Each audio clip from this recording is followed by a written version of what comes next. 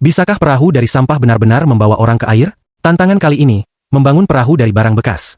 Awalnya tiap orang mendapat satu kerangka, lalu memutar roda keberuntungan untuk menentukan bahan. Siapa yang perahunya paling cepat akan memenangkan $1.000.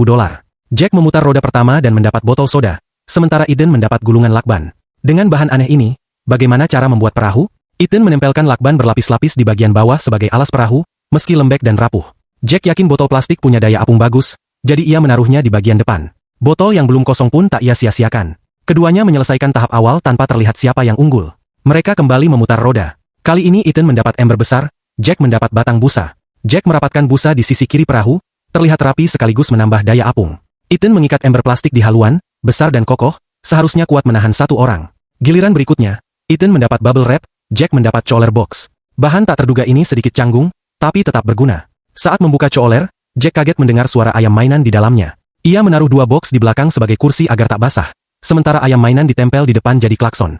Eden membungkus sisi kiri perahu dengan bubble wrap, membuatnya tampak lebih seperti kapal sungguhan. Putaran roda selanjutnya, Eden dapat balok Lego besar, Jack dapat papan busa tebal. Jack menaruh papan busa di bagian dasar, memotong sesuai bentuk agar lebih kuat.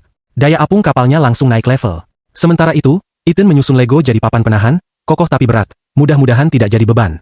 Mereka kembali memutar roda. Jack mendapat drum plastik, Eden mendapat pipa PVC. Dengan sambungan pipa, Eden membangun rangka di bawah perahu agar makin stabil. Jack menyusun drum di sisi kanan, sehingga bentuk perahunya makin simetris. Ia merasa percaya diri bisa unggul. Giliran berikutnya, Eden mendapat kotak penyimpanan, Jack kembali ke lakban. Jack menutup celah di buritan dengan lakban, bahkan menggambar wajah kemenangan. Eden menutup buritan dengan tutup kotak, lalu menaruh 2 kotak sebagai kursi. Perahu mereka akhirnya berbentuk jelas, hanya tinggal dipasang baling-baling.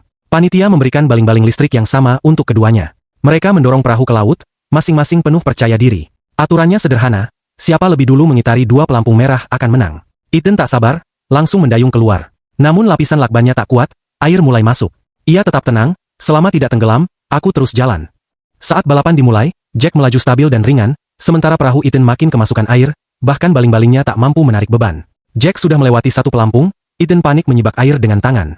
Tiba-tiba, baling-baling Jack kehabisan baterai. Ia terhenti di tengah laut, bingung. Sedangkan perahu Eden makin karam ke belakang. Ia tak mau pasrah, lalu nekat lompat ke air dan berenang ke arah pelampung. Meski perahunya gagal, tubuhnya bebas bergerak. Eden pun menyalip Jack dan mencapai pelampung lebih dulu. Apakah Eden menang? Jack menuduhnya curang karena meninggalkan perahu. Eden bersikeras ia tetap pemenang, perahumu bagus, tapi otakmu kurang cepat. Jadi, pertanyaannya, kalau kamu yang ikut, bagaimana caramu memanfaatkan bahan-bahan itu untuk membuat perahu yang benar-benar bisa jalan?